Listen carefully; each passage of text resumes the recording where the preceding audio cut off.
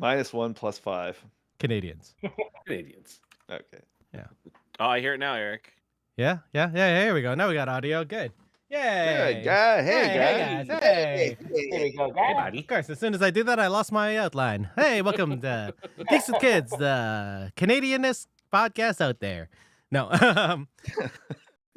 Yeah, I don't know what you're talking about, buddy. So we're coming. We're back. We're doing another review. We're talking about Godzilla Minus One. The iconic Titan is back in Japan, and it's time to shake off those gorilla nunchucks because we're going old school, like 1940s old school, because this is set in the 1940s. See, oh my God, I'm getting like Wolverine hair, these headphones. But that was last week. It's the season. It is the season. So, because I'm tired, and because Brent has a what's good, I'm not gonna do it. We're not gonna do what's good. We're gonna. You could tell us it at the end. Do you want to do that at the end, Brent? So You can do it now. The reason why I'm saying it has to go. Okay, Just I go have for it. been Good Lord. having so much fun over the last little while. Like I've basically been doing nothing over the past like 3 weeks except playing with Suno AI. And I decided 5 minutes before we got started today that we deserve, after having been on the air for how long, we deserve a theme song. We don't have a theme song for Geeks with Kids, so I made a theme song for Geeks with Kids, and I already see Dave shuddering. AI man. Hey, I made a theme song. So I wrote the lyrics, and I allowed AI to make the music because I am not musically inclined enough to make it. So I made a theme song for us. We are Geeks with Kids, for crying out loud. Embrace technology. Scares me. So am I allowed to play it, or am I gonna Let's be- hear this. All right.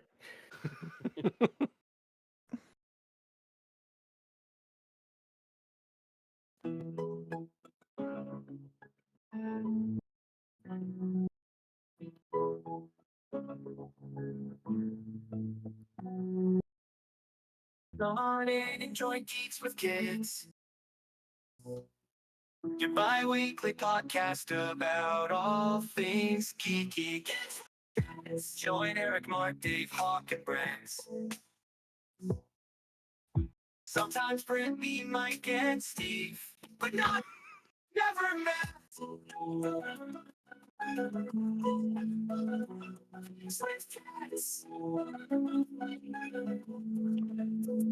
They talk about movies, TV, comics, games, and all things make-believe. They talk about all the things they think that you should see. Geeks with Kids. Join Eric, Mark, Dave, Hawk, and Brent. Sometimes Brent, me, Mike, and Steve, but not Matt. Never. I'm not even sure who the fuck Matt is. Geeks with Kids.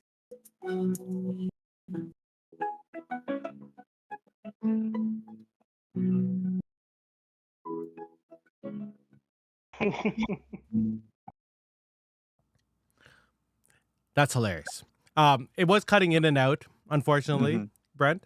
I think I got most of it. I don't know. It seems appropriate. But the most important part about Matt is in there, which is funny because I was about to change the background of our YouTube page because a bunch of those people aren't here anymore. This would also be the best time if all of a sudden Matt just appeared in one of the windows and is like, "Hey, I've been here the whole time." I gotta be talking shit. I gotta be honest. I don't wish even I know had he's on like the a little Discord. like Canadian pain tuber of his head to switch to right now. I've been here the whole time. My God, that's hilarious. You will hear that again, audience, in its full glory. He is in. Alright. But anyway, let's get to the movie. Unless anyone else wants to go, He is in the there has Discord. been He's one. doing at least that. There has been one. What's good? No, we're good. We're good. We'll just get through it. Let's just fucking get through it. We had a really quick and solid Stellar Blade review last week, hosted by Dave. So I gotta up my game. We can't just ramble for fucking 4 or 5 hours. No, we can't. But we're not gonna do that. We absolutely can. Yep. So we're Believe gonna in talk. yourself. Yeah, I know, it's true. We're going to talk about the first Japanese Godzilla film since Shin Godzilla in 2016. That is Godzilla Minus One. Released in Japan on November 3rd, 2023. It was created by director-writer Takashi Yamazaki, and it raked in about $115 million on a $10 to $12 million budget. Mm-hmm. The FX team was 35 people, which is insane for this movie. And there's a reason why they got an Oscar. So the title was created by Yamazaki to reflect how Japan felt after two massive tragedies. The first being Japan's losses in World War II / the bombing of Hiroshima, which effectively brought the country to its lowest point ever. So, 0. The minus one comes from the attack of Godzilla, bringing the country even lower than that. So Godzilla Minus One. A little trivia for those people. I had no idea why it was called that, and I literally just found that out before we recorded. I totally thought it meant as a prequel to the original. Mm-hmm. Yeah. Although they touch upon the original film so much in this. So if you guys have any that you notice, please let me know. So this film is set in 1946, and it follows a former kamikaze pilot, Koichi Shikishima,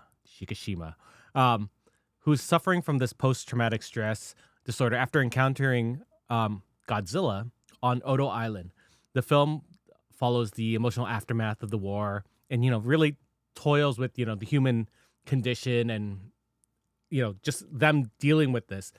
This film is really interesting because it follows humans way more than Godzilla. And this is probably the first film in a long time where I actually felt something for the humans. I think the only other time was the original Godzilla. What do you guys think of this? The Matthew Broderick one, right? Oh yeah, the 1997, 96? No, the original 1954. Yeah.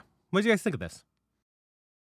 I loved the fact that they could I feel like every Godzilla iteration, they by nature of what the movie is, you have to focus on the humanity aspects. So they always try to create and kind of cram a story in there while also just dedicating all their time to cool monster effects and everything. And it almost always falls flat on one, if not both of those areas. I mean, this one did such a perfect job of blending the two. This should be, the kind of playbook of what to do, how to do it right. But I think it helps the fact that the era that we're in, the lens that they've taken with this on this kamikaze pilot who is disgraced and dishonored and everything, the stakes are already so high, and then when you see what he dealt with, not only mentally and emotionally and everything, and throughout his life and all that kind of stuff, but then also the tragedy of coming face to face with something. It's just the stakes get so intensified that you're there with him. You're immediately hooked. I was with this guy the second that the shit went down on that island, and I was hooked with. I need to know what happens to him and the rest of his life. I just had to know. And then they introduced beautiful characters, incredible characters, very subtly and very warmly. And then we got that nice gradual grow. Nothing was shoved in our face. Nothing was crammed at us and said, you have to think like this. This is what you have to like. This is what is happening. It just it built slowly and very effectively. And because of that, it felt natural. It felt like a beautiful life that you could watch grow. And so I think that's something that you can easily kind of hold on to and gravitate towards. You know what I mean? This was the first monster movie I think I've ever seen. God, I don't know how long, where I wasn't finding myself partway through just kind of yawning and getting bored and being I just want to fast forward to Godzilla being on screen. This is the first time where honestly, if it weren't for the fact that the scenes with Godzilla are so phenomenal, I probably would have been fast forwarding through his scenes to get to more of the character work in this, because the relationships and the character work, especially with Shikishima and what he goes through, is just so unbelievable to watch. Not just what he goes through in learning about, or in dealing with his inadequacies during the war and how his cowardice, but how his strength comes from learning to be a father to this girl that he wants nothing to do with initially. It was so incredible to watch such an in-depth story, a character study in a movie about a giant monster killing and stepping on people. Like, Yeah, you Like, can't say enough about like the setting, right? Like, you know, the end of the war. It moved like because it moved like basically 2 years in that from 45 to 46 and finally into like May of 47. Uh and Japan at that time, it wasn't just that, they were defeated in that. It's like their whole ideology was kind of shattered. Um Yeah. and yeah. Shigashima is like kind of a perfect vessel to tell that story in that. Like he was a kamikaze pilot in that who had one job and at that time, like it was incomprehensible for anyone to to not do that. It was the emperor's orders. It was their contribution to war, but he couldn't do it. The You know, honorable death, man. That's and you see, like when he got on the ground, and there was that one pilot who kind of sympathized in that, and he's like, "Why throw your life away?" And that when the result is actually so clear, and that the war is lost no matter what they do, and that one more plane wouldn't have made any difference in that. And then you get to when he returns home and that, and the woman, Shimosa, I think her name was, the neighbor lady in that, who basically Yeah. like, yeah, she represents all that. I don't know what to say. Like, she blames him in that. It's like, if you had just done your job in that, like everybody else Well, did. it's that kind of thing. Like she lost so much that she has to point a finger at somebody. There's no one to point a finger at except him. He's the only. He represents what went wrong in her mind, at least, right? So I mean, which is actually an incredible thing because they've taken the stance of like half of Japan and dumbed it down into one character who can say what the rest of that world is feeling, and she gets to point that finger at the one person who failed his one job, Mhm. and as if it was like, well, you should have done this and we would have been fine. Yeah. It's like all of Japan saying, well, if the armies and the emperor did what they were supposed to do, everything would have been fine, and they screwed up. Like it's like they get to dumb all of that down into two characters, and we get to see that, and then to see the story, to see the growth that they get to. Oh God, it was so good. And it's amazing that near the end, the people realize that it's our government that failed us. It's not us that have failed everyone else. Like we did our duty. Like we didn't have to die. Our government decided that these people had to die to have these honorable deaths. There was no reason they didn't need ejector seats. There was no reason that people needed to ride torpedoes or those boats to blow up people. Like the kamikaze was such a crazy, like, an idea. Like it's an odd idea to me. Like it seems so foreign. So question to pose about his position on that though is, I mean, obviously, like he didn't want to go through with the kamikaze thing, but it was kind of revealed in the opening sequence in Odo that it wasn't so much that he was like, I'm not going to die for this cause, which is what it kind of like evolves into throughout the movie. He was just scared. I mean, I don't Because blame when him. when he gets in the plane and they're like, shoot, he doesn't want to fire, not because it's like, I don't want to die for this. It's like, I'm terrified. And Not that this is a cause I'm not willing to die for. It's just that I just don't want to die. I mean, that's it's like totally fair. To be honest, I probably would have done the same thing. Yeah. Right? Like if I got But behind I that, like how it's I like how I like how there is the I like how engineer's there just is that like, kind go. of- You're supposed to. You're gonna die anyway. Just go and shoot. Yeah, you're supposed to die. Go Let's shoot the just thing. go Yeah. do it. You were supposed to die earlier. Eric, you have like the And then- mentality of like the entire Italian army in World War II. But I like that like, I'm like, the I'm not movie dying kinda- for this. I just kind of like it's the movie plays it up like, it's like this was your honorable death and you turned your back on it. You turned your back on your duty in that. When really it's like, no, it wasn't that. It was like he didn't want to do the honorable thing. It's like he was just fucking terrified of dying. Like Yeah, Plus he was a senior. young kid too, right? Yeah, He's like and he early was being 20s. pulled in two different directions in that. Do you remember the boat ride like home where he's reading the mother's letter and her only wish for him is that you come home alive. Yeah. Yeah. Brutal. And then he gets the family photos of everyone that died, just to add the guilt on. So, Yeah. I have an interesting point here because when I was watching this earlier today with my buddies, and we were kind of like ripping into it a little bit because a lot of Japanese movies, especially when they mix with Western audiences, do this thing of like, in Japanese culture, it's like failure is just like, well, it's so shameful. You should just die. Like that's the only way to gain honor back is to die. And then Western audience, like they always bring in a Western character, which obviously this movie doesn't have, but like in stuff like The Last Samurai, it's like, well, have you thought of trying again? Like, have you thought of not just dying initially and then trying a different thing? But it is such like the people of Japan were so brainwashed by propaganda as well. Like people forget that. And this, I don't know why this movie kind of didn't show that.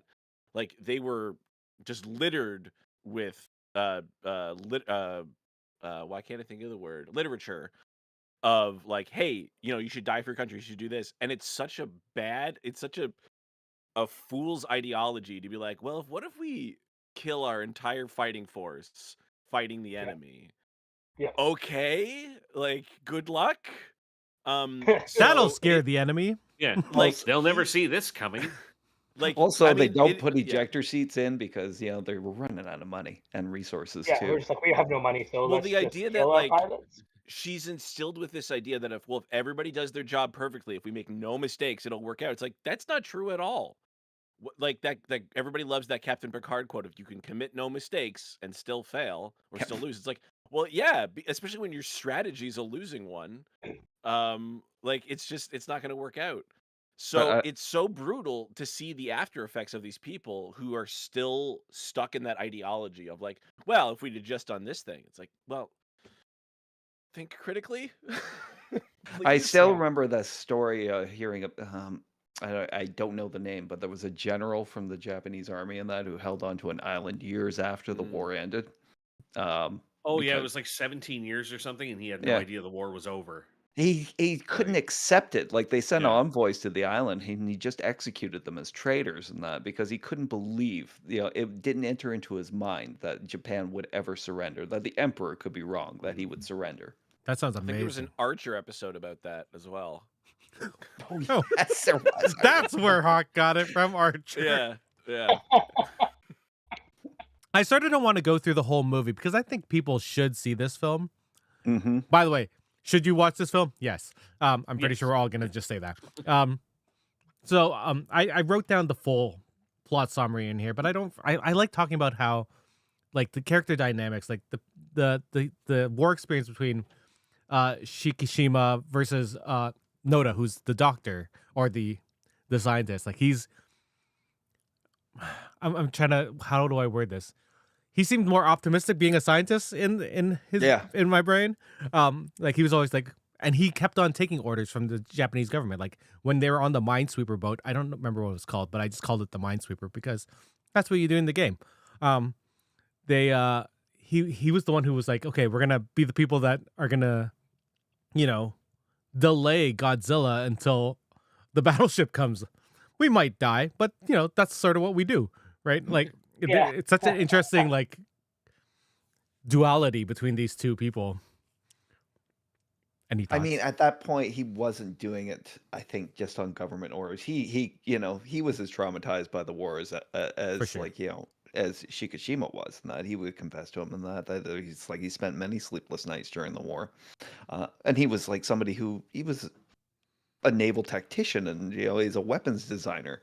He was well away from the fighting, but still, it haunted him because he had to come up with all these ways of really killing his enemy, and that. So, as far as like the initiative to take on Godzilla, and that I think obviously he is still following orders. He doesn't like them.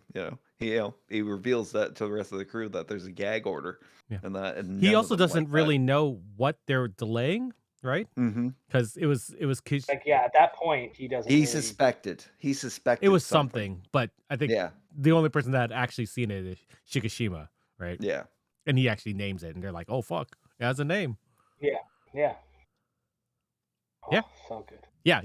I think there's a big resonance for people. I think maybe one of the reasons this movie is like so popular is it's kind of about, at its core, the government tells a bunch of people what to do.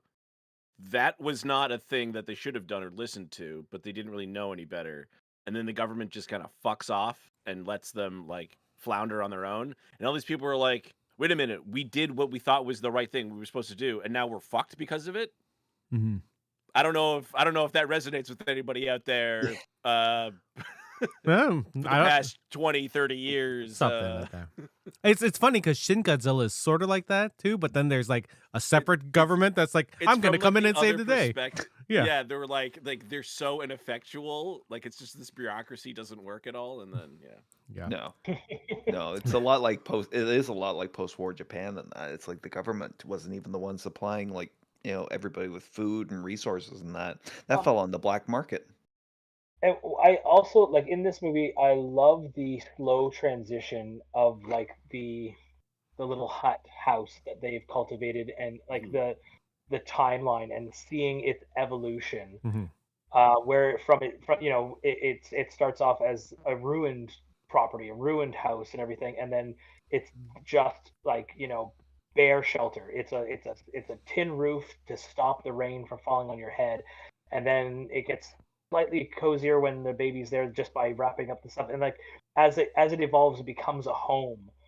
Like they become more of a family, and like just showing that whole evolution. And it's like you can just watch the evolution of the house, and it tells the story of what's happening, Mhm. and it's really like amazing to see. And then like I love the scene where when they're all having like a little dinner party with all of his friends from the boat and everything, them all together in the house is just, it's the most warm feeling I've experienced in like a movie like this ever. Mhm.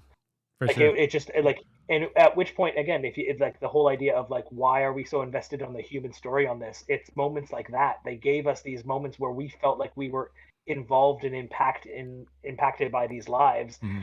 And again, like no other movie has done this. Like no other monster movie of this kind of style, especially any Godzilla movie, has done it this well. Mhm. Right? It's just like I laugh thinking about the whatever it was, the 2011 or Godzilla, whatever it was, like just with Bryan Cranston. Bryan Cranston. Elizabeth Olsen. Yeah. Was it? You just don't Bryan care Cranston. about them. Just Like did not that, care. Could not care less No. about people. Could not give a shit about I cared them. about Bryan We care so Cranston. much that none of us even like- remember what the actual name Well, of the that's movie was. we cared about Bryan It's just Cranston. Godzilla. He died, so we stopped caring. Yeah, true. Uh-huh. And then I did not care again until I heard the words "Let them fight." And then I was like, "Okay, cool, I'm on board for Yeah. that idea." And that was it, right? And then of course the second movie comes around, he dies, so I'm like, again, I don't care now. Oh, you, yeah. any characters that I totally can possibly forgot care about that. about. I I like. totally I, forgot. I mean, that's Yeah. a fucking ballin' scene. It's in it's King of it's the the, it's the Monsters. it's an the heart of the amazing movies. death, and like there's Yeah. actually a lot at play in that whole scenario. But like ultimately, I don't care about the human experience in it. I don't care about the people. I just care about Godzilla getting better, coming out of the ground and fucking shit up. Like that was all I cared about from any of those movies. That's what I paid for. That's what I watch, and then I go home semi happy. I gotta This be. is a movie that No, go for it. No, go keep on. I was just saying, like, this is a movie where I was extremely happy by the entirety of the human storyline. It was so incredible, so beautiful, so compelling. But at the same time, they gave me this amazing bonus of fucking incredible monster shit with Yeah. beautiful effects. And, like, just the right amount of creepy, sci-fi, mysterious, but not so mysterious. I loved it all. Yeah. I So- just love the dichotomy though. If you like talking about the scene where they're in the house and they're all sitting around, and like what a warm, beautiful scene that is, and everything, when it's capped off with Akiko calling him daddy and him immediately going, "Don't call me that. That's not what I am." We're gonna talk about that next. I was gonna go off the MonsterVerse stuff that Marcus was talking about, because I also watched Kong v Kong X Godzilla, God- the new X- Empire. X times Movie for film theaters. the new Empire this past weekend, and I had totally forgot about the scientist who I don't remember her name, the little kid who doesn't talk, the podcaster. And was Dan Stevens in the previous movies? Because I don't remember. No, Dan He was Stevens is not. the only reason I watched He's this in. one. Oh my god. He was really good in this He's one. really good at that. That's the because only he's reason I sat really through good. it. He's really Yeah, good. he's the most enjoyable character of the humans. Yeah. Well, he's But the one even you then, think it's gets like- cut loose. Yeah, I don't Can remember you- what he like, did. He was what a was- dentist, right? What was his position? Like he was the vet, He was right? the Like vet. he was He was like a vet. somehow the monster. But this man has really no real qualifications for this. But he's just the kaiju doctor. Like, Well, because he used to date Godzilla's Well, female yes, of friend. course. Scientist? We need that. We need. Yeah. Fuck off! I don't give a I shit. don't. I honestly, But that they're a movie. family at the end. Are they? No, they're not. None of that shit is. They it's shared nothing. a look when they were Yeah. saving The Kong. only family at the end of that is Mothra and Godzilla gonna curl up in the Colosseum in Mhm. Rome and fucking snuggle. And then there's Baby Kong, who I don't remember the baby Kong's name. Whatever. It doesn't he was matter. a little Was shit. Baby You guys are really selling me this movie. You should Oh, watch it's it. so It's a funny. fever dream. It's hilarious. So funny. Fuck, you should watch it just because, like, it's a visually weird fucking fest for the As eyes. soon It's, as some of it's as soon good, as I some of started- it's terrible. as soon as I started and we got to the point where it's like Kong has a toothache, I was like, "What the fuck?" Kong are had a we in for toothache. here? It's so good because it's like you take the Godzilla from Godzilla Minus One, who's like super serious and will fuck up anything in its path, and Kong is just like, whoa, whoa, whoa, whoa, whoa, like cool, Kong dude. is Like, That yeah, was it's like, hilarious. I wanna Stop. fight. There's I don't a wanna thing fight. over there. Like Kong is so human, it's so funny, right? Like they made Godzilla like hardcore in that because Godzilla's been hardcore in those movies, and Kong is just like a joke. It's Kong. It's is written Batman by versus Kevin Smith. Superman. Like, Mm. Here's the thing is, okay, but here, you know what, what is it? In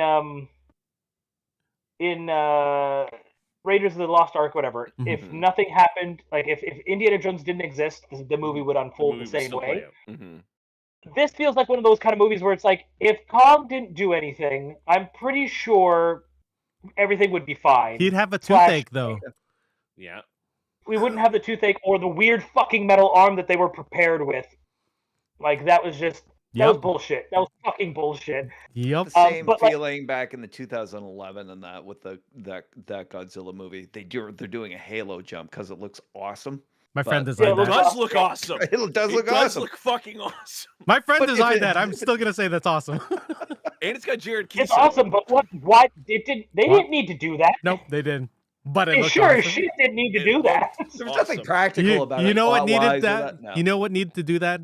IMAX needed that. That's why. You know, I don't know if you know this or not, Godzilla's but American-made spine- Godzilla movies are not often built on logic. That's fair. Godzilla's spine in this movie didn't have to work like a fucking like revolver trigger, Yes, it did. but it fucking did. The sounds Okay? it It's made when it fucking popped cool. out. Oh my god, it made me so happy. Also, okay, are we talking monster now? Or are we No. going into I want monster? to talk about the found family because we talked about family, and you had a really good point about how Yes. heartwarming it is. Because Shikishimo was devastated. He lost his whole family to the bombings of Japan. This is realized at the beginning of this film happens before Hiroshima. It happened because this is like early spring, so Tokyo had just been bombed to shit by the Allies, and that's what we saw. We saw the aftermath of that, where people were literally eviscerated there. So he goes from nothing to finding this woman and a child and them just staying with him. And then because of that situation, he finds another family, which is his boating crew. And it's just this warmest, like caring family. They feel like like the doc is his father. It feels like that kid is his brother, and so is the captain. And then he has his found wife and his found child. And it's such a wonderful little thing. And he's just going through this personal war, and he can't accept any of them throughout the whole time. Yeah. Like, I love the dynamic between him and everyone. I love that it mimics. I mean, this probably happened to a lot of people. I mean, like a lot of veterans suffer from PTSD. Except his PTSD is something no one will ever believe because it involves a giant lizard, right? Where it's just like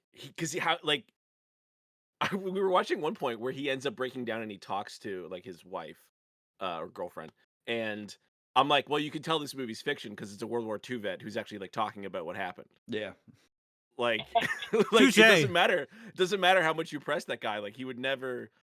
But it's like, is it? I mean, yeah. It's fucking insane to be like, yeah. I witnessed all these horrors of war. Whatever, man. There's a giant fucking lizard out there, okay? And like, it's fucking people up. And this is a problem. This And is I a didn't even problem realize for that us. it's a lot bigger than when I saw it now. Like, Yeah. I'm super cereal. I love how they showed him evolving, by the way. We'll talk about that when we talk about the monster. Sure. Yeah. Sorry, Hockey, you were gonna say something about? I found that people were very actually more accommodating to like the news that there is a giant monster and that that was causing all this devastation and that like it's like they kind of got there pretty naturally in that and without that much resistance. If I was on the if I was on that boat like that kid and a giant fucking monster came behind me, I would have wet myself and gone into a little fetal position there. Like Yeah.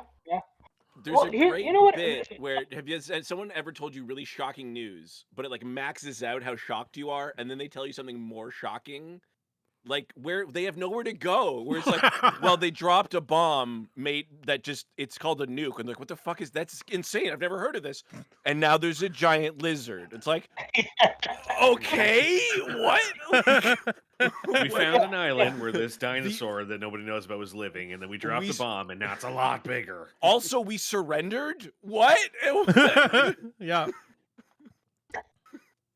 I think there is something to that though. Like there's a point where like ridiculously crushing, strange, like flabbergasting news kind of stuff kind of just gets to a point where you're just like, there's a joke, right? No, it's serious. Okay. And you want us to use the mines to blow him up? The ones that we're collecting? You want to throw that in? Like just there gets to be a point where you're just like you're fucking with me, right? And when someone is just like, no, this is serious. Like, I think it was a little while ago where they started declassifying like UFO encounters and stuff like that, and like people were like, holy shit, UFOs are a real thing. Look, they said it. That was like the first day, and then after that, it was just business as usual. Just like, oh yeah, so it's real. Anyway, going on to this Bluey episode, like it just like. I understand. Life moved on, and it just kind of was like, who gives a shit?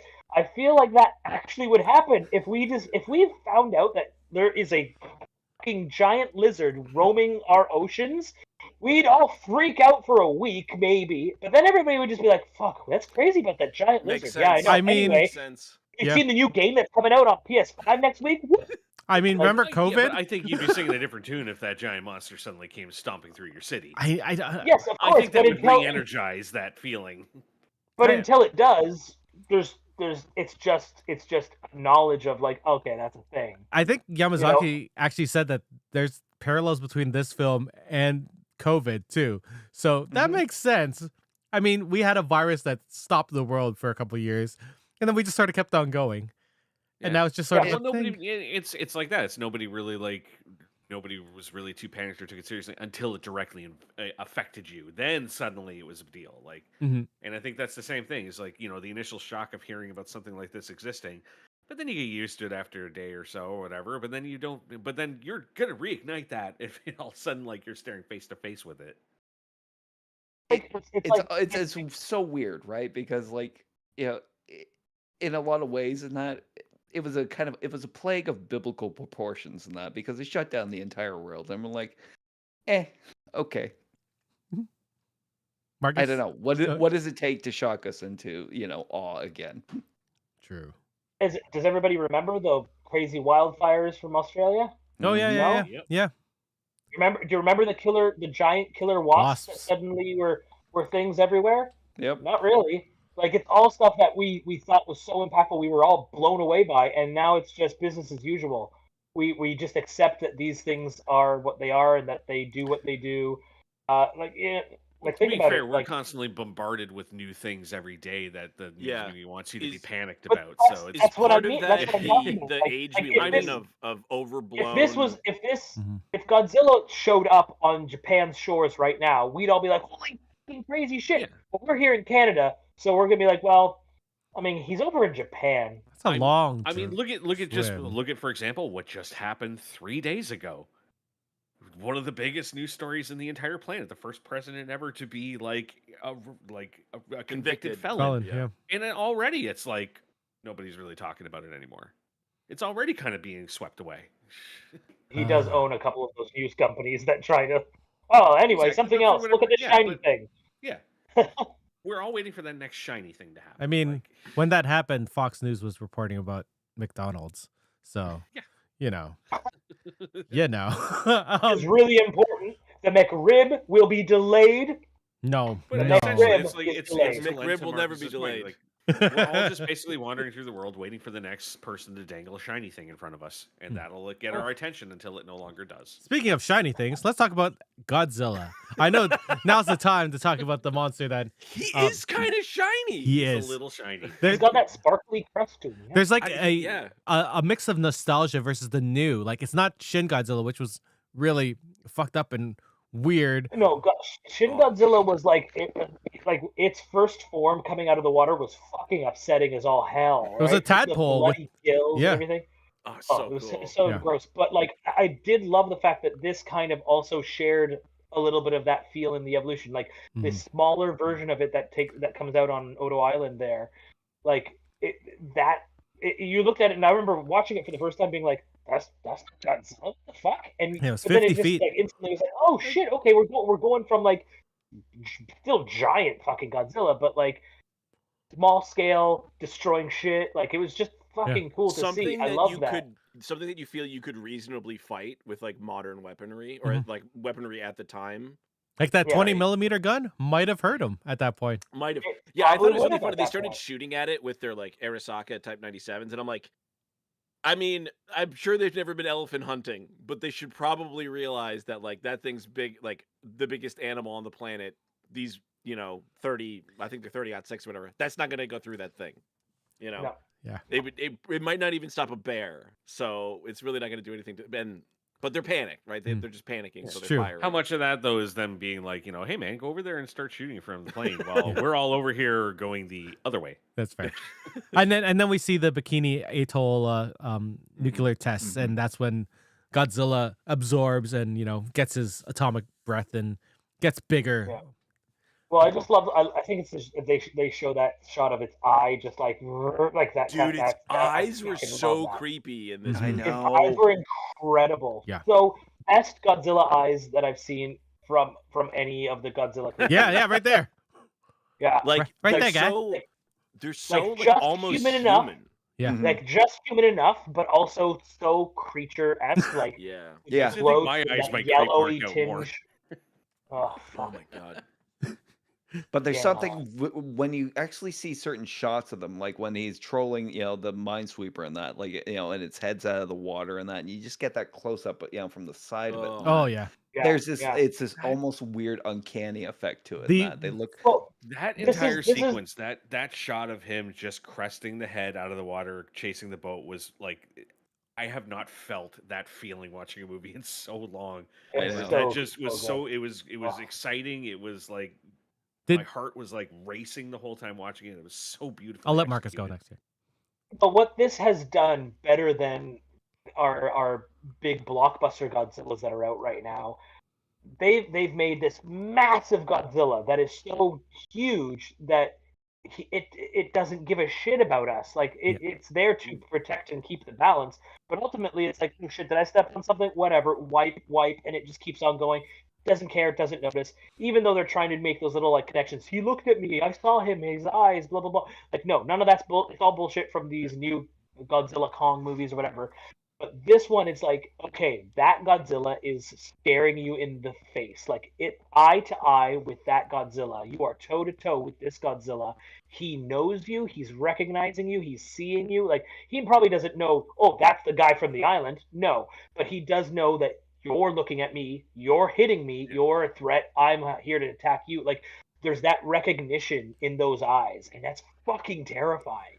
There's something so good about having a dialed down version of Godzilla that he's huge, but he's small enough that he can be on our level and look us in the face, like look us in the eyes, and like purposefully come after you. Like that's fucking great. His final form is the exact size of the original Godzilla, as well. It was 194 feet, I think, or something like that. The best part of his eyes for me was when they blew up half of his face, and then he materializes again, and his eye materializes, and then looks super angry, and you're like, oh fuck, that Godzilla's super mad now. Like that was amazing. It was Did you guys all watched it in the color version, I assume, yeah? Yes. Yes. You have to watch it in the black and white version, because not Yes, only I do do. the special effects look way better, they do this sort of vignetting so it looks like an old film. So the corners are a little bit darker. So Oh, everything's sort of focused where all the action is. And then it just sort of fades out and you're just like, fuck, this looks so good. All the action scenes were amazing. The night fight on Odo Island was way scarier in black and white. It was fucked up. It was awesome. It was so good. The I love that, like the mobility that they've given this Godzilla too. Like Yeah. he still has that slow lumber. Like it's like methodical. He's like, I'm gonna get there. Mhm. You just wait. I'm coming. I'm fucking getting there. And it's like that slow traversing is actually fucking terrifying. Like it's so good. It's the Michael And Myers effect, Yeah. right? Like he's it's just yeah, always yeah. coming It's for you. like yeah, instead of seeing like, again, I'm gonna make the comparison to our Godzilla X Kong one. When once Godzilla trimmed himself down and starts fucking running, I was like, all So right. I like that they had a nice blend of it where he does have like the slow skulking movements as he's going, but then as the plane's going around, he's whipping that tail around instantly. No, to but get like him. that's like like it's almost like this creature is like conserving its energy Yeah. for No, like that's what I'm for saying. an I attack. like It's the way that they've blended both both yeah. styles of it together. And it really does feel like they're mixing like the old and the new because the slow lumbering feels like an old Godzilla film, but Oh without yeah. it feeling like yes. His like dance and lumbering. everything, like The worst part about the worst part, the most ridiculous Godzilla moment in Godzilla X Kong for me was when Godzilla pile drove King Kong, and I just sat there, I was Yep. like, how is this possible? Because I don't know. Anyway, let's talk about this movie Well, again. Power of the tooth, yeah, man. no, because like that movie seems to forget the anatomy that they've laid out done. on some of these creatures. Like it just doesn't fucking make any sense. Mhm. I don't. Let's not talk about that one. Let's Oh. talk about the good one. Let's talk about the humans again because there's a meeting near the Oh. end where they get all of the not all of it, but the Survivors. the not the military, but like ex-military people They're decide they're all to ex-naval. the ex-naval and military. generals- Yeah, Yeah. they decide to gather generals and people to soldiers. go up against Godzilla because the government isn't doing anything, and there's this sort of feeling that they were so spiritually broken as a group from the war, but getting just the people together to just come together, just sort of bring their spirits. They let people leave, right? And then there was that one Yeah. guy who was like, it's not worse than the war, so whatever, let's Yeah. do this. There's It all something. usually falls on us anyways. Yeah, So. exactly. What'd you guys think of this? Like how the people just got together and we're like, yeah, fuck, yeah, let's just do it. Fuck it, we can do it. Like it feels like it's one of those things where you kind of look at it and you're like, this is hopeless, this is helpless. Like you're not going to be able to do anything. But it's kind of nice to see like that human spirit, especially because of where they are in history at this point. Like they've already been beaten down to the point where they're like, we came back from all of this. What are we gonna do? Just roll over? Let's fucking give it a try. Let's the resiliency of their spirit to carry on and push forward is really amazing to see, and it's kind of highlighted there because like it's kind of perfect how some of them are like, I have a family, I'm not willing to risk my life, I'm leaving, and they even say it's like, we can't stop you from doing that. Like if you don't want to do this, if you don't want to help, you can leave. But then like I expected to see way more people actually leave, and a lot of Mhm. people left, but to see the people who stayed and to see them like rally and like call themselves to arms, it's really cool to see. I love that. I wonder I, how I much of love it how would have it's been. just I wonder if it would have been more impactful if when they were talking about how like nobody else is coming to help us because like the Western world and Russia, they're in a conflict and neither of them wants to get involved and incite more conflict amongst them. I wonder how much it would have been more if they had just been like, like, can we rely on the West? It's like they nuked us a year ago. Mhm. They're not fucking coming to help us. Like they want us wiped out. Like, and driving that kind of message into them that it's not like oh, they can't for political reasons. It's like no, they're basically saying like fuck you, you're on your own. And how much It's that would have like impacted them more. it's kind of an amazing testament to like post-war Japan and that because like you gotta remember like it took them like about 30 years and they became like a technological and industrial giant to the rest of the world. Um, and we learned a little bit about this from Shogun. And that they live on this place that's subject to a lot of earthquakes. Yeah, they went through centuries of feudal warfare. But you know, they always rebuilt. That metaphor about the houses, how the houses, they're very sturdy, but also they easily come down so that, when the worst happens, they can rebuild. I like that. I like that. Um, let's talk about Chief Engineer Tachibana, because Thank you. Shishima, Shikishima, sorry, my bad. He was trying to find a engineer to help fix the plane that I can't remember what it is. It was a really cool It's a one. prototype. It was a prototype that's actually real. Which did anyone else make Yeah. it feel like the plane looked like it was backwards? That's what it Well, was. Well, no, Yeah, it's yeah. that was a real make plane. planes that like was That's a real plane, yeah. That was the actual design. Okay, like Yeah. I was just watching it the time, It was- wondering, like, it was is it the actual basically- design? it 'Cause was- it looks like it's backwards. It was the idea that instead of pulling the plane, it was pushing the plane. Yeah, It was the okay. first idea of like, not the first, but one of the first iterations of like kind of jet propulsion Mhm. science kind of thing, as This is opposed why I to come here. I like don't a know this prop shit. airplane. Yeah,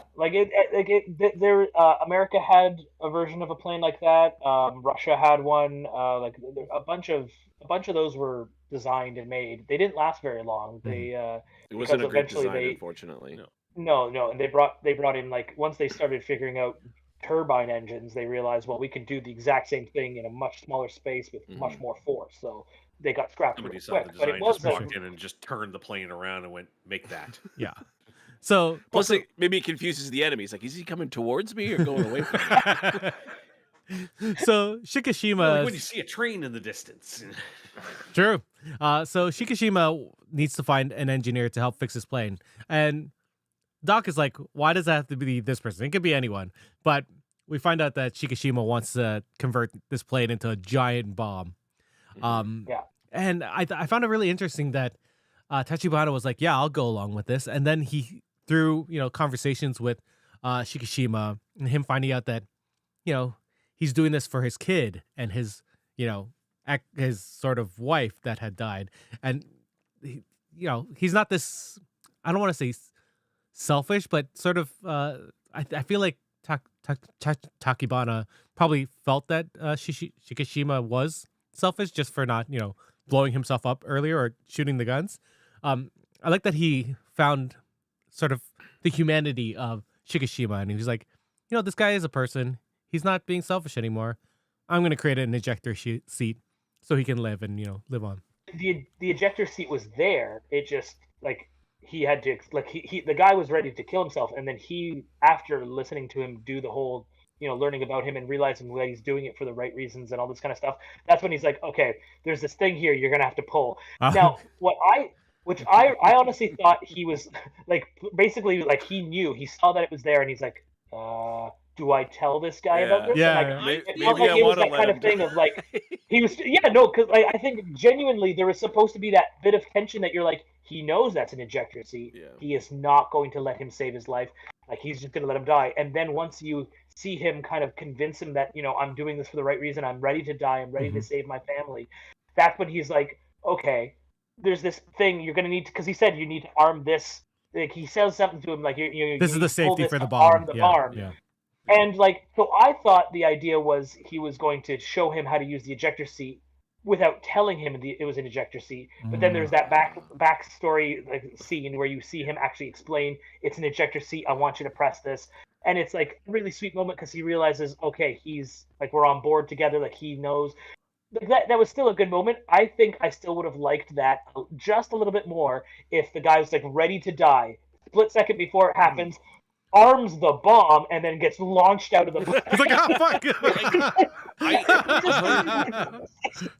100% see it, I like, the agree. panic in his face would be hysterical. But also to this, like, have that moment as he's, like, parachuting down, realizing, oh shit, he saved my life. Like, then having that realization, so when he lands, like, he didn't expect to survive. So, like, I think I would have liked that part of the little turn. Still very happy with the way it all went down. I still like their interaction. I would almost I just think 100% it would have agree been- that I 100% agree that the idea of that look on his face would be fucking hysterical. But I do like that because I knew that the ejector seat was coming, obviously, because when he's like showing him parts of the plane and everything, he's like, now you pull this and this does that. And then all of a sudden he's like points at something, he goes, and then the scene cuts. And I was like, oh, okay, he's explaining where the ejector seat is that we're going to all of a sudden be surprised by at the end of the movie. But I like the idea actually of him knowing that there's an ejector seat because then it's putting the notion in his head that he can kamikaze if he really feels that he has to. And he's not relying on somebody else saving him. You know, he's relying on making sure that the job is completed before he saves himself. And I think that made that scene even better. It is giving him a choice. Yeah. Right? Yeah. But I do agree, Choosing though, to that live. like seeing the look of shock on his face if he pulled that. And did I not know it was mean, gonna we've launch, it would be seen fucking the hilarious. look of shock on his face so much in this film. So there's that one scene where he's like yelling out of like pain and anguish, yeah, and they cut in the middle of his scream, and I was like, oh man, that. Ooh. But okay, so also just in the realm of like this movie is fantastic, but let's talk about some of the things that are just kind of like nibbling at me a little bit, Go you for know? In the scene when they're in the city and like, you know, he's there with what's her name? Noriko. Noriko. So he's with her and like they're looking at he blasts the thing, this giant shockwave is coming at everybody. She pushes him into that alleyway that saves him. Yeah. I said the same thing. Surely she could have just ran into that you alleyway could've- while thought the pushing same him thing. and knocked him and back. just gotten behind that wall with him instead of just gone, ah. I mean, why was that building not like all the other buildings that had exploded either? Like, It does not make sense. Like it's the boat floating from the what is it? The door floating thing from Titanic. It's that kind of shit. I mean, all over seeing her again. fly was pretty funny. To be fair, we're supposed to have suspended our disbelief by then, I think. Mm. Because also, when the air was rushing by him from that giant shockwave, that would have created a low pressure zone that would have annihilated his eardrums. Fair. Yeah. Fair. So just the percussive blast alone would have killed Liquefied him. Like, people? There's Yeah. no way around. I'm getting it. like it doesn't. That's not how like shockwaves work. They don't just like. Yeah, They they don't go around move. corners. They can't go around corners. Yeah, it's not- It's searching around for him. Where the hell they did that actually guy go? like stuff like that propagates faster through solid objects than through like things like air because the molecules are closer together. But they Oh man. It's Indiana Jones the in a whole thing, fridge. they my dissipate friends. quicker. Any other things that bug people? I have a big one that bugged me through the movie. I don't feel at any moment of the movie that the payoff between Shikishima and Noriko was worth it at the end. Did anyone else just feel like the entire movie they did not like each other? Yeah. I never, because you I- keep referring to her as like his possible wife. I or thought she liked whatever. him. I No, honestly I felt think- like yeah. neither of them at any point ever had any romantic feelings for each other. They I were always- disagree. It was always he was a convenience for her, and then she got the job because she wanted to stand on her own 2 feet and not be somebody else's He inconvenience. was like shocked when she And- got a job. Like, don't I give you enough money? Yeah, but his whole thing the whole time is kind of like, I don't like these people and I don't want them. I understand they're growing on him as the story progresses, but I never felt like the payoff at the end when he finds her still alive was genuine. It always felt the entire movie that they I did don't. not kind like of each never other. see why people should like him though either, right? Like he's Yeah. like always Well, no. miserable and he's mean, and you're like, why? Oh, him? Yeah, why no, does he- that I understand. I am 100% behind that because, like, if somebody was being a dick for like 4 years straight, I'd be like, fuck this, I'm out of here. No, fuck this shit. No, I'm not dealing with this asshole. Like, he's not going to change after. He's not going to be like, well, we killed Godzilla. My PTSD is gone. I can finally be happy. I think, like, to me, it's that kind of thing of like he became a good provider, and like it's so like it was just like this works for us mutually. Like, I'm here to help you, you're here to help me. That's how I think it starts, but. I like they do plenty of like these little moments of like them kind of like having small exchanges and stuff. And again, Yeah, I feel like there's plenty of subtext there for me to read through and say like, okay, well, she does like him, she does love him even, but he is so damaged, he is so ruined from something Mhm. that she can't get him to be the man that she would need him to be. I felt that I- way. And too. that's I 100% get that that's what they were going for, but I didn't get that. It did. Maybe it was her performance. I don't know, but I never read through the entirety of the movie until she pushed him out of the way that she really was liked him in any kind of romantic way beyond that. I never felt that the entire movie. I like the little looks and stuff. get it. I felt it. yeah, I I felt got it. it. Yeah. I got it plenty for sure. I And got even it after plenty she too. does that, and even after she supposedly sacrifices herself for him, his initial reaction is, "The fuck do I do with this kid now?" Like, I don't think that's what it was. like it was basically part like, of the- "Here, give him to the maybe lady, it's just and the here's way a his bunch of money, character is and because you his got whole her," character is just like, oh, this is what I'm supposed to do, and so many times he doesn't do what he's supposed to do, but not out of a sense of, well, no, it's not defiance, right? It's I don't know what to do. Well, I don't know how to do it. Like he's kind of clumsy. He has a problem with responsibility. Responsibility gets heaped onto his shoulders, and he never knows how to handle it. In that, Yeah. you know, like the kamikaze pilot thing. In that, the responsibility was on his shoulders, but like he didn't want to die. She was she was an example to him in that. It doesn't matter like what kind of responsibilities life's thrust upon your shoulders, and that, you know, like with her and that she picked up somebody else's baby that was abandoned, or you know, obviously the parents were killed and that, and she didn't really question it, you know. She didn't say woe's me and that, you know, she said somebody's got to do it and that. And when she And first hands him that baby, he puts the baby down at first, Yeah. and then he goes back and he's like, "Oh no, I guess this is what I am supposed to. I can't just leave a baby here, right?" Yeah, That was the thing that I liked about the characters is that they're both people who put themselves in positions where they want to help each other or help other people. But he instantly regrets any time he puts himself in that position. Like, you know, he volunteered to be a kamikaze pilot and then immediately is like, I don't want to do this anymore. He volunteered to help on the island. I don't want to do this anymore. He took the woman and the child in and then immediately was like, I don't want them around. I don't want to do this. Whereas she was very like, she's nurturing. She sees a problem. She sees a way that she can help, and she's going to do it for, you know, those emotional reasons. I just say, like, I don't know, maybe like I said, maybe it's the performance, but I just never throughout the movie felt like Brent, there was Brent, anything growing between them. If I may, like one of the things, like it's kind of weird. When I became a father, there's a duty that I have to do. Eric, you know this. Like we have a duty that we have to do, and because Wiping the we duty. are now responsible wiping the duty, but we have a responsibility to these children that we brought into the world. They didn't ask to be brought here. We brought them here. Yeah. So we have a responsibility for it. Do we love it? Yes. Do we hate it? Yes. Like there's like there are days. Today was one of those days. Wait a minute. Are we talking about fatherhood on Geeks with Kids? What's going on here? This is I'm wearing a weird. dad shirt right now. How did we get here?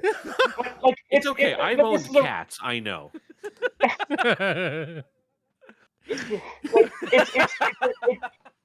If you've never had a moment where everything goes wrong during a time when you're supposed to have everything under control, and you don't have a moment where you look out that window and you for a split second think, I could just go right now. I could just run and nobody would know. Honey, I'm getting milk. This is so relatable. Like it's a real thing. Like, you know, like we can all pretend and say like, oh, I've never thought of that.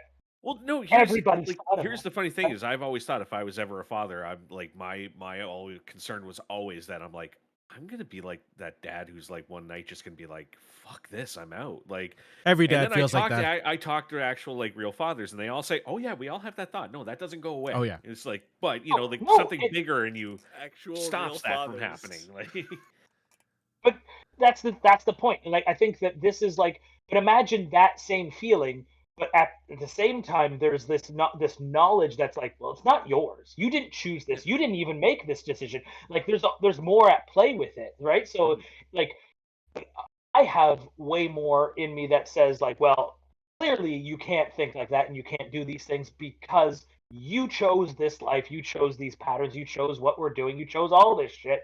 So, you know, eat your fucking vegetables. But he again is thrown into positions as opposed to thrown into and falls into these positions constantly, and has already shown that he's got a serious problem with dedication, with duty, with he's already got his like some sort of serious fear complex going, and then on top of that, you had the fact that he's seen I the think it's a biggest monster that legitimate, ever roamed the world, right? understandable fear of like death and Yeah. giant lizards. Yeah, giant lizards, fucking giant lizards. So I feel like there's like it's just like I can definitely understand that man toiling and moving around with a lot of shit in his head, going like, what the fuck? I What mean, the fuck? Yeah. I mean, in one day he finds out that his parents have been killed, his house has been destroyed, and then all of a sudden, Here's a a, kid. a wife, got a family. he gets a wife and a kid. Not a family. He's a disgrace to Japan. Yeah. He's a disgrace to every. His neighbor blames him for her children dying. Like that's heavy shit, and it will never go away. And then on top of that, you add daily struggles for years moving forward, trying to get work, trying to like do your duty, trying to do all this shit, and then things getting backlash slapped back at you. And then on top of that, you got somebody in your house being like, "Hey." He's like, I can't even fucking think about it. Okay, then fuck it. I'm gonna go get a job. Did you guys? I laughed out loud at the line when he explained. He's like, I'm gonna go blow up mines because it's legitimate concern. I mean, like Japan full of fisher people, right? Mhm. So when she's like, oh, it's dangerous, he goes, yeah, but just because it's dangerous doesn't mean I'll die. It's like it's like the most like immature reasoning.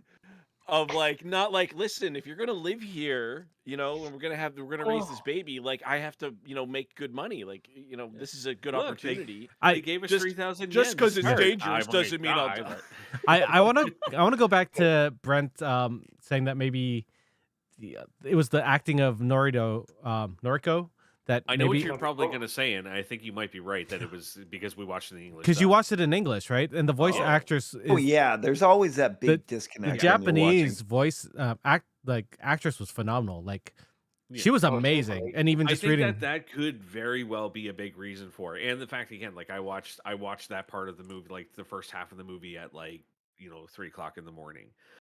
When already like anytime after midnight, my brain's already functioning at only about 30%. So there is that level, but I just feel like as I watched it, I did feel more of I understood him growing to love her as the movie progressed, but I just never got the sense from her that it was something that she wanted either. and I wonder It if always it's felt like this yeah. is just something that works for us for right now, and I felt throughout the whole movie that they both were in that position.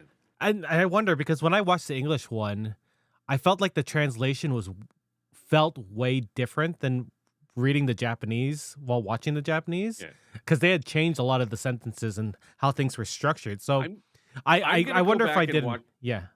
I'm gonna go back and watch this again. I'm gonna watch the black and white version, and Yeah. I'm gonna watch it like with the original audio and everything, and I'll report back my thoughts after that. Yeah, for sure. With you guys, like, Because I wasn't wanna really give me paying about 2 hours, yeah, Just hang something like on, that. I wasn't really paying attention when I watched the English one because I had seen it 3 times prior.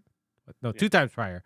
And I was just like, it was just there for the experience, just to Yeah, feel I it. feel like the English one would be a good one for me when I just want to watch Godzilla fuck shit up. Yeah, Yeah, 100%. That's it. Yeah. That's the one where I'm like, I can just sit here, chill, and just watch Godzilla fuck shit up and be enjoying myself. But like the subtitles is the Yeah. way to go if you want the story and the feel for sure. It's also I think so. like no second screen viewing, right? You have to watch the movie. Like You when have to pay when I attention. was watching the English version, I was doing other stuff at the same time because I could. Yeah, I have one other nitpick about the movie too, and I'm hoping maybe you guys, as more experts on the subject, can explain to me. Is there a reason why, when he first initially has the encounter on the Odo, and he's telling people he's recounting the story, that he refers to it as Godzilla and not Gojira? So, they talk about this how Godzilla is like, or is this in Shin Godzilla, where they talk about Godzilla versus Gojira? Yeah. Yeah. Oh Yeah, fuck! they- that's They Shin- just Shin call it Godzilla. Godzilla in this whole movie. Yeah. Yeah. There is a reasoning. It's in Shin Godzilla. I just don't remember what it was. Like they actually talk about the difference, and I think it's like God and monster or something like that. What was that? I don't recall. I think they Well, just knew yeah, this movie was going to be more palatable for international audiences than Shin Godzilla, which is a very Japanese movie. yeah, isn't like Gojira is more like on the side of a protector slash like important figure as opposed to Zilla, which is monster. Yeah, and I think in an interview with Yamazaki, he wanted Godzilla in this to be half monster, half god. So I think he just went with Godzilla, is what he said, something like that. I mean, my understanding was always that Godzilla was just a mistranslation. It was like a misunderstanding of the pronunciation of the word, is how that was formed. I think that was from. Then you see the word show up in other media, right? Gojira. Because like what you're talking about, Brent, came about from the Bryan Cranston one. No, it came from the Matthew Broderick one. Oh, was it? Yeah. That's right. Yes. Because he's like, oh, what are they saying? They're saying because they were saying Gojira, and he's like Godzilla. Like they just. And the Matthew Broderick's like, no, it's Gojira. Yeah. It's Gojira. I've always been under the belief that even from the original movie in the 50s, that it was the reason it was called Gojira in its original language, but it was called Godzilla here in North America because of a mistranslation, because people were hearing the word wrong. Either that, and that's how the name Godzilla came about. Well, it's almost like a purposeful mistranslation in that for American audiences. It's like an American producer says they're never going to be able to understand what this word means, and that change it to Godzilla. Yeah, like it was a bunch of Americans said, "What are they saying? It sounds like Godzilla." It's like Pac-Man. Like Godzilla, and they just rolled with it. They were like, "Good, it's Godzilla." Yeah. Paku.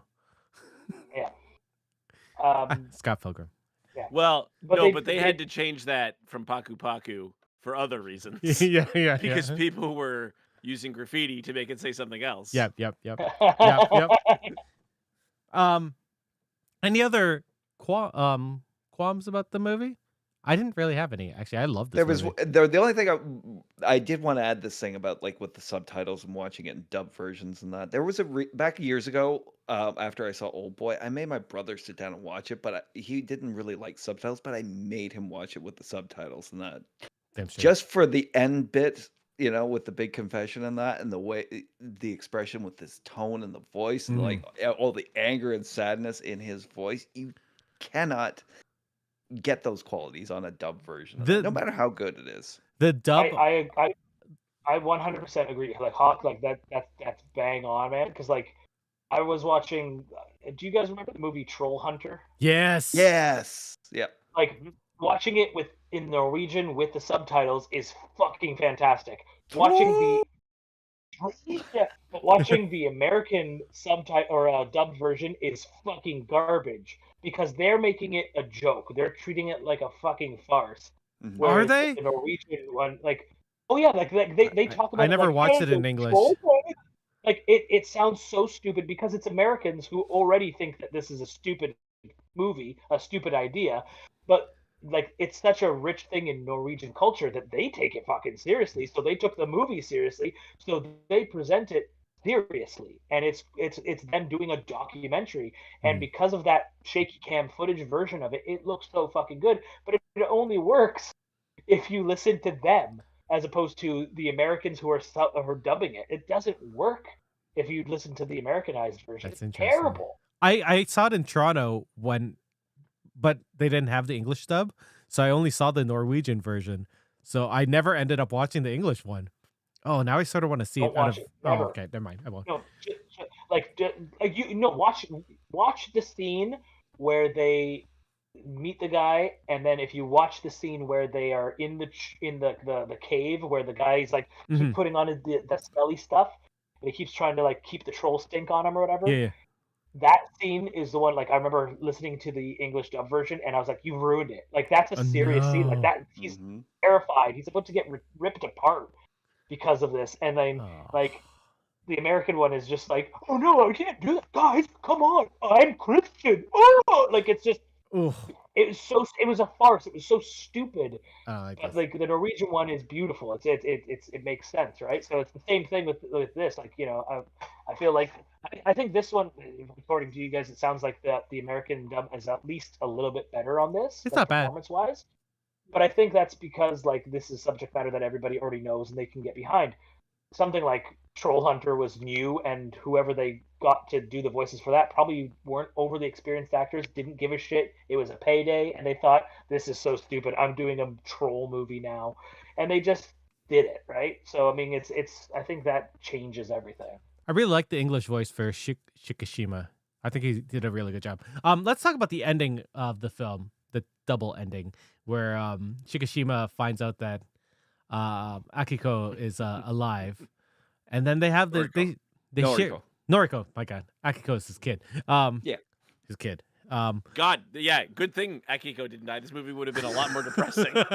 So Noriko gives him this hug, like his war is finally ended. They embrace, and then you see this black thing grow on her neck.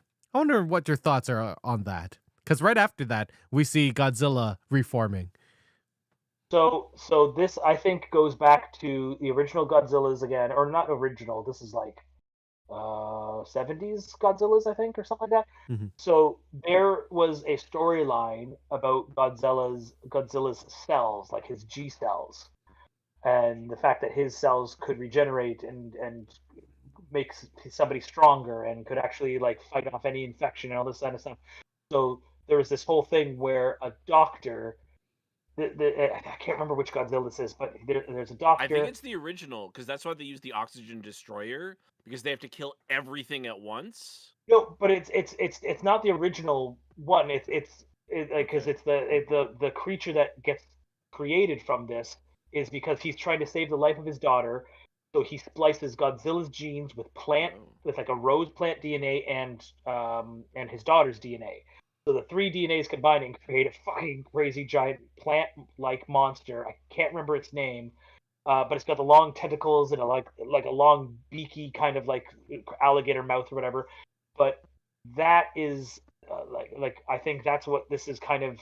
Not that that's going to happen, but the fact that she has absorbed these G cells, other people will have also absorbed these G cells. They'll see like a new version of these human evolution things. Scientists are going to start fucking with G cells as they get them and as they can get them. And then, so while Godzilla is reforming, I think there's going to be a man-made monster version of something that is also going to be happening. And then when Godzilla shows up again, he's here to fuck shit up, but finds another creature in his way, and then we get like awesome monster battle between the two. Like if they wanted to kind of go like build off of Godzilla versus other monsters kind of thing. Otherwise, it's just Godzilla coming back and fucking shit up. But yeah, like that. To me, like as soon as I saw that, I was like, okay, that's the G cell storyline. Like people being able to use his cells and like his DNA to heal themselves will be part of another storyline kind of thing. I mean, that's interesting because it could also be a parallel to the Japanese people also like rebuilding. Like Hawk said earlier, it took them years to rebuild, and this could be like a metaphorical way of them rebuilding. Like you see it regrowing her and Godzilla regrowing and the Japanese culture sort of regrowing. It's sort of like all playing off of each other. I think that's really neat. And if you didn't know anything about the G cell storylines and that, you would have kind of took it as like a metaphor for like the radiation exposure in that after two large bombs that dropped on on them. So it was a 1989 Godzilla movie. Violante. Yes, that's it. Big fucking. Don't think I've ever seen this one. I remember watching this because like these were the Godzilla movies that I started watching. Like that's the kind of Godzilla shit that I remember watching, sneaking and watching with my uncle as a kid and being like, Hawk, or not Hawk, Dave, Brent, any ideas on the black thing? It's probably fine. It's fine. Yeah, I just messaged and said I had to step away for a few minutes, so I don't. What? Oh, at the end when Noriko hugs Shishikima, you see a little black thing growing on her neck. And we're just wondering, any thoughts on that? Did you notice that? You know what? I saw that when I was like, I don't know if I'm seeing something that I'm making up in my mind. I thought it was like a tattoo or something, and I was like, she's Yakuza. Yeah, I'm looking at that and I'm just like, am I seeing something that like is supposed to be notable, or am I just like making this up in my head right now that I see something like so? Oh, so I don't really have any thoughts on it because I was literally trying to figure out if I actually saw what I thought I saw. That's Well, fair. I didn't see it originally. Um but I just looked at it again real quick, and because it's right before you see Godzilla Godzilla, reforming, like, right? yeah, Yeah. I'm like, yeah, I could. I don't know. It makes me wonder, like, do they want to do sequels to this movie? Like, Yeah, this is a I very don't want it. serious movie. Do they want to explore? Like, what do they plan to explore in that? You know, if she like mutates or something, is it going to be like? Am I crazy, or is in Shin Godzilla like a bunch of like people Yeah, in the emerge? tail. Yeah, I'm like, are they gonna do? They want to do something like that again, where like people are like sort of People controlled or were like so part. angry at that in I 2016, mean, from what I I've read mean, on Reddit. it was very gross. Yeah. Yeah. So yeah, I wonder if like it is it the idea that like it doesn't just hasn't just emotionally and culturally changed people, but it has physically changed people. Yeah, like mark them forever. Yeah, I think it would be like great if it was like you come back for a sequel and she's got like a Godzilla head growing out the side of her neck, and then you cut to the new Godzilla and he's got a giant Noriko head growing out of the side of his neck. But it would Like, be there- like all these people that he blew up in that. there's so many moments in this movie where I see like a Naked Gun version of events that we kind of talked about with like the ejector seat and stuff like that. And like if they followed this up with like a slapstick comedy, because it's just so opposite of what this movie is so Well- like people almost never laugh. Well, Mhm. now I have to jump into my editing stream and like and take that ending and put the Benny Hill theme over the ejector Yeah. Oh seat. my god, yeah. I thought I'd laughed out loud again. Like I know this is supposed to be a serious movie, but I was not like it didn't hook me like it hooked you guys. So I kept looking at things in weird ways. So at the very end, when the plane did what it did, I was just like, "What?" It was just so funny to me that like, "Oh, that's what you're gonna do? Didn't you already try that and it didn't work?" But they only blew up Okay. half of his head. Or That's like the whole when head. when they were like, "Oh, we're gonna do this stuff with nitrogen," I'm like, "You're gonna make Godzilla woozy?" Like he's gonna be like, "Whoa, man!" Like That was a great you want to plan, give him though. the It was such a good bends? plan. Like that's the plan. I'm like that. Honestly, it's a very cool plan. Yeah. The bend sucks. It's right. It's very like scientific. Of like, well, if this thing they don't go into that, but like if this thing functions on oxygen and all this nitrogen is in its blood, yeah, that'll mess it up real good. And then I was like, well, of course that's not gonna work because it's Not ju- Godzilla. Yeah, not just that, but like the massive depressurization of suddenly going down to the bottom of the ocean floor and that, and the weight that's got to press on him. Yeah, it was like, but That isn't that like whole- where Godzilla hangs out? Like, Yeah, you that's guys Yeah, don't but, think like, about confused that the this hell They out don't of know me. that. The Yeah, whole plan that's of like right. we're gonna try and sink him down and let the pressure of the ocean crush him. It's like this is a creature that was adapted from the ocean. Like you don't think that that's a part of his like Well, you gotta- chemical design? Like, But in 1947, we hadn't explored that deep into the oceans, so Mhm. they really didn't know that a lot of stuff lives down there, thousands of feet down, right? Like Yeah. near volcanic vents and stuff like that, under massive. They don't know about tardigrades and all this stuff. So, in that sense, they it's don't like, know yeah, about Megs. yeah, they don't know about the Meg. Migs. They've never seen a Sharknado before. Oh god. But I yeah. guess they didn't want to, because I thought they were just going to do like the original Godzilla and just be like, oxygen destroyer, let's try that. But because it didn't feel dissimilar when I started seeing bubbles. I was like, oh, I Mm. guess it's I Well, don't there know. Yeah. there were a lot of nods to the original film. Oh, for right? sure. Yeah. Like the musical score for Godzilla was the same. well, that's the best Oh, that part is in so every great Godzilla in that movie when game. that Yeah. score kicks in. They also introduced Odo Island, which is where you meet Godzilla for the first time in the original film. Like, Mhm. there's lots of little things that they did throughout the film just to keep the nostalgia in there, but hit it with something new. And the score by Naoki Sato was amazing for this film. I loved it. It was so good and heartwarming at times, which I did not expect. Let's see. Anything else? Any final? Oh wait, there's a nice, interesting quote, and I want to get your thoughts on this from the director Yamazaki. I wanted Godzilla to feel like a physical embodiment of the kind of negative energy tied to people's fears, worries, and disillusionment. We humans, we're not necessarily we're not necessarily there to kill Godzilla. We're there to calm him, Minus One is about putting a name and a face to something scary and inviting the audience to calm that negative presence through the shared experience of watching the film. Okay. All right. Any thoughts on that? I just thought it was a cool quote. I saw it in a video and I was like, oh, that's interesting. Giant monster step And on people. I like again. I like the idea that Godzilla is the embodiment of all that negative energy and all that negative impact and everything. That seems about right. And you can't kill Whether- those things, right? You No. can't get rid of them. Yeah, you can't kill, and that's also like a nice way of saying it. Like, yeah, you can't kill it; it's gonna come back, that kind of thing. I don't know if I agree with the idea that it feels like we're calming it by watching this happen or anything. You know what I mean? Like, I don't feel calmed by it. It's kind of like saying if we all just close our eyes and believe, he'll go away. I mean, we sort of lived through the experience and we sort of were like Shishikima, and he sort of went through his trauma to get to the end. I don't know. Yeah, That's sort of it never seemed like not fighting Godzilla was going to work out well for people, That's right? Or it's like, let's just let him rampage. Just let him rampage, and then he'll tucker himself out, and everything will be no. He's like, no, this thing is causing massive damage. And by the way, it's not like the original Godzilla where it shows up and then they kind of like they start hunting for it a little bit, right? Mhm. But it doesn't come back and fight out of retaliation. They lure it, so it's like you're what you're talking about is if that's your intention as a director, you're talking about trying to make yourself feel those things instead of just having those feelings and not being able to control them. Like that seems like a very different thing.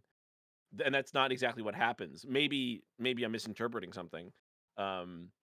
But like if your intention is to go, all right, you got to deal with these things. How do you deal with them? I know how I deal with my emotions. I bury them deep in the ocean. in the ocean, and then they rise to the surface Fucking suddenly and wait. cause a lot of problems. Here's what I do with my problems. But then I put a bury sock them in deep, it, and I and let it's life just crush them more. Yeah. Yeah, what you do is you take your feelings and you just try to compact them real hard and bury them deep. And they never then you come just back have again. another And they kid. never come back again. Put them in a box. Just squeeze it And all it into a box. definitely won't infect your wife. No, Right. never. Never. It's such an odd quote in that, it's about calming effect in that. I think the later versions of Godzilla, like these newest ones that kind of establish him as like that heroic defender, and that when there's a problem like Mothra that pops up, and Mothra is not a problem. he's a bit of a problem. It's a she. But I don't Godzilla think- pops up to restore the natural balance in that. But this movie, no, it's like it's a giant lizard in that, and they've already identified that he has patterns in that, and that he will make Tokyo his part of his next territory, and that so he's just going to keep coming back and coming back, and that. So in a way, he is like about the collective fear in that, but it's also about the collective coming together and overcoming that fear, and I like that. I have enjoyed over the years the evolution of Godzilla because we understand better now what happens after we drop nukes on things, right? Like, yes, it's initially very destructive, but like in places like Chernobyl, where there's still tons of radiation, like other things happen, like creatures return, and nature heals a lot faster than we think it will as well. Like things just learn to deal with it. They don't necessarily mutate into something else. They just learn how to deal with it. And this movie, Really, part of it's this movie, it's the vegetation that actually ends up like mutating more than anything else. yeah. Like- And part of this movie was about like, even though all these bad things keep happening to the Japanese people, they keep persevering, they keep pushing back, they try to build back, right? Which is what actually happened, obviously. And I don't want to say it worked out great for them, because it's not like what was, you don't want to take something bad and put it in a different light and be like, well, maybe it wasn't so bad to get nuked. No, it's fucking awful. So these people, like, you just deal with it, right? You just deal with it and you try to make something better, but it doesn't go away. And so when Godzilla became a protector, I enjoy that, because what they're doing is a lot of the time they're saying, well, this bad thing happened to us and we're going to own it and we're going to grow out of it. We're not going to let it define us. We're not going to let it keep us down. We're going to become stronger because of it. And like in those movies, they're basically going, well, Tokyo or Japan is stronger because now we have Godzilla. Because if Godzilla wasn't here, these other things would show up and they would just fuck us over. Yeah. So Much this like- bad thing makes us better to able to deal with these other things. Much like your atom bombs made Godzilla bigger and stronger, Godzilla makes us bigger and stronger. Yeah. Huh. Interesting. Any final thoughts on this film? I loved Godzilla's atomic blast in this movie. Oh, It's really cool. yes. It was cool, yes. I loved it. I love the nods to Jaws in this film. Yes. Like, Thank you for bringing that up. Like the entire sequence of them out in the boat trolling for mines and stuff like that. The whole time I'm just like, this is Jaws. I I was bigger boat. I was humming along like, oh well, I know do you Spanish lady. I mean, they literally try to take out Godzilla the same way they take out Jaws. Yeah. They literally, it's the exact. Oh. I don't think it's a nod. I think it might be a little more than an homage. I think it's a slap in the face. Oh. Yeah, I don't know. This film is phenomenal. Any final? I like this film a lot. It's fun for parts of it, but I'd say like 90% of it is not fun. You know what I mean? Like it's the human drama, right? It's a heavy film. It's a lot of human drama, and you have to pay attention. Like you can't. Like we just talked about Shogun, right? It was like you have to pay attention to Shogun. Yep. This is not a movie. Maybe I guess if you've already seen it, maybe you can throw the English dub and throw it in the background. But I don't think that would be like it's not a popcorn movie like all the other crappy legendary Godzilla movies we've had for the last 2 or 3, where you're just like, oh cool, Godzilla's gonna fight this thing. No, it's like no, there's stakes here. There's a lot happening. There's a lot to absorb, and as you can tell, everybody interprets it differently. Right? Like because this movie lets you do that.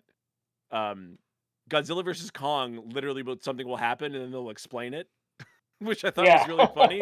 At no point where they're like, you can't question what's happening in this movie. We're going to explain it so you're not questioning.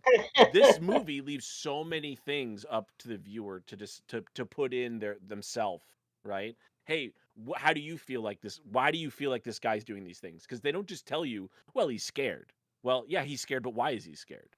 We don't know. You don't know his history. You don't know more about him, right? You don't know a lot of things about these people, so it just lets you pull yourself into the movie. I mean, I have nothing to add to that. That was a really good, great summary. That was a good summary of this film. Yeah. Any final? Anyone else? No, we're all good.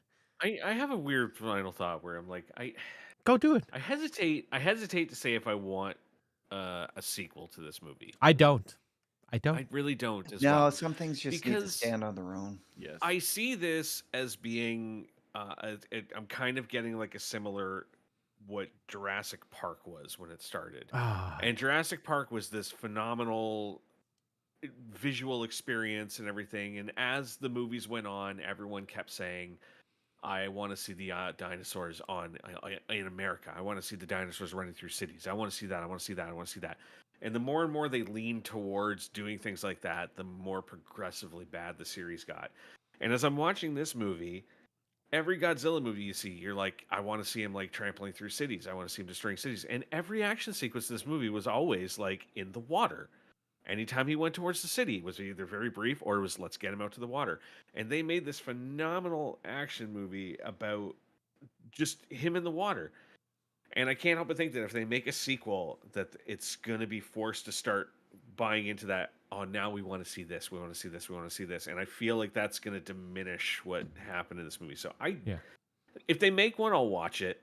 And I'm not going to let it taint how I feel about this movie. But I really hope they just let this just stand alone. Yeah, the thing about this movie is that Godzilla's hardly in it. Like that's what I enjoyed about this movie. Yeah, and that's the thing. If you do a sequel, you're forced to have to put him in more, and then which forces you to sacrifice the human drama, which is what made this movie so special. The more you see of that stuff, the less special it'll become, right? Godzilla's atomic breath is no longer cool in the legendary movies because it's just like every 5 minutes, it's like, I guess it's atomic breath time. Yeah, if he comes back for a sequel in this, he's gonna have like knives or something now, like he's or like a big robot glove. Like, he'll be on roller skates, you know. Big robot glove and an axe. I mean, to me, like the most terrifying sequence in the entire movie was just the top of his head and the top Oh, of his yeah. scales going through the water chasing the boat. And it's like, I don't see them capturing something like that in a sequel because everyone's going to be screaming at them, you gotta go bigger, gotta go bigger, gotta go bigger. If they make a sequel, they got to show his little feet kicking so that he can stand at the Yeah. top of the water. Because I was joking with my buddy, being like, he's like, how is he standing there? And I'm like, he's Godzilla. He's really, like, treading it's probably- water. He's I'm like, treading water. I'm like, it's in the shallows. He's like, there's a battleship right there. I'm like, well, that's where the shallows aren't. He's treading water. It's the first And thing then they Godzilla teach in swimming dives, and he's lessons. like, see, it's not shallow. And I'm like, well, I guess he's just doing this with his tail the whole time. I don't know what to tell you. Like show us the iceberg. And show us Godzilla just doing this underneath. He's treading water. He's incredibly buoyant. Yeah. No, I totally agree. I think I hope they don't do a sequel to this. Like it's a good movie. The problem is they did amazing work with a small budget, got crazy accolades, and made a shit ton of money back. Yeah. There's no studio in the world that wouldn't say, "Oh, we need to capitalize and figure out how to do this again and make more money." Win Like, America.